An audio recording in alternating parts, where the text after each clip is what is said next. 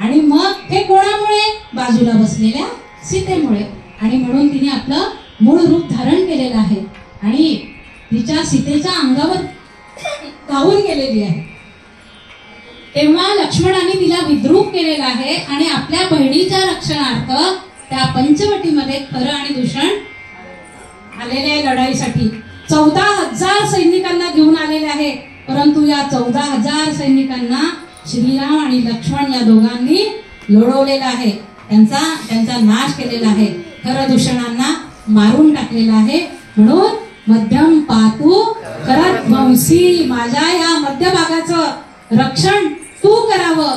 कारण क्षार जे असतात ते क्षार माझ्या पोटामध्ये होऊ नये म्हणून माझ्या मध्यभागाचं रक्षण तू करावं. मध्यम पातू करत वंशी म्हणजे काय?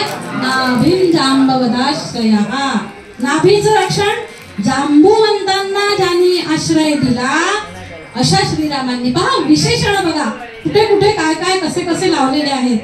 जांबुवंतांनी ज्याला आश्रय दिला अशा श्रीरामांनी माझ्या नाभीचं रक्षण करावं. आता नाभीचा आणि जांबुवंतांचा संबंध असा आहे की जांबुवंत हे ब्रह्मदेवाचा मुलगा, जांबुवंत ब्रह्मदेवाचा मुलगा आहे आणि विष्णूंच्या नाभीशी जे कमळ आहे त्या कमळाच्या मुळाशी ब्रह्मदेवाचं स्थान आहे. म्हणून ब्रह्मदेव आणि